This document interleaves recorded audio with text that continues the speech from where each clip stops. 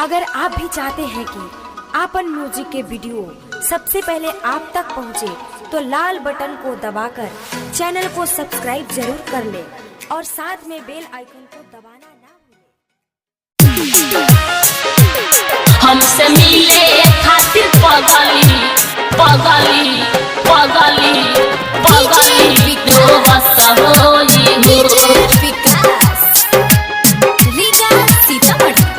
हमसे मिले खातिर पगली रोवत होई हो बैला बिया दूर हमसे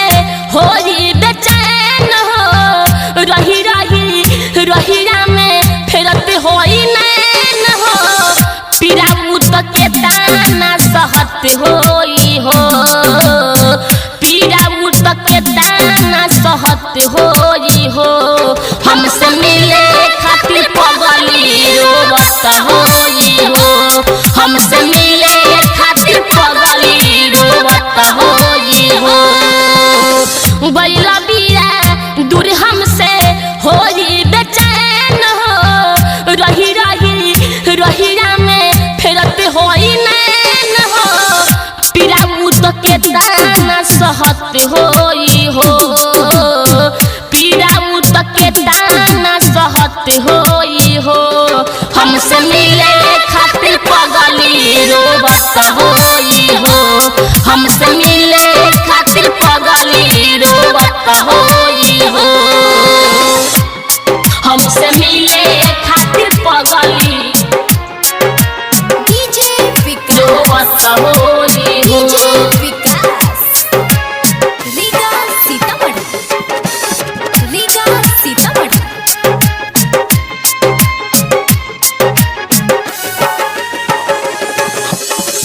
सुसुकी उता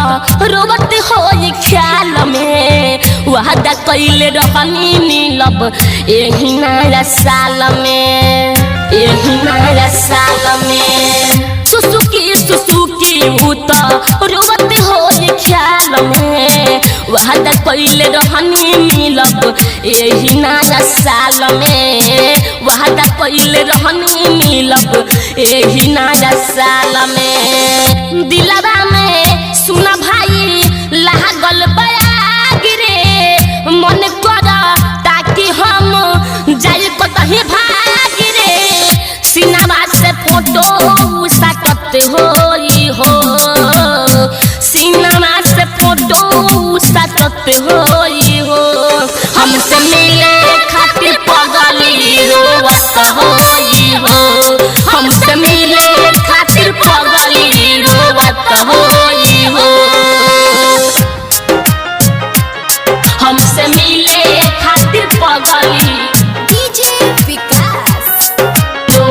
होई हो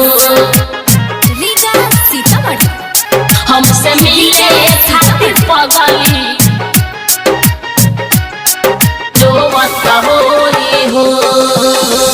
यदि याद पिछला साल बीतल कैसे भाई पुआ बड़ी अपन हाथे दिहली खिलाई यदि याद पिछला साल बीतल कैसे भाई पुआ बड़ी अपन हाथे दिहली खिलाई पुआ बड़ी अपन हाथे दिहली खिलाई दुखवा में डूबल होई रंजन बवाली सखी सहेली से कहत होई बारी सागर सुजीता से कहत होई हो कृष्णा नेपोलियन से कहत होई हो हमसे मिले खातिर पगली रोवत होई हो हमसे मिले खातिर पगली रोवत होई हो recording studio Lakhaura, contact number 88098779।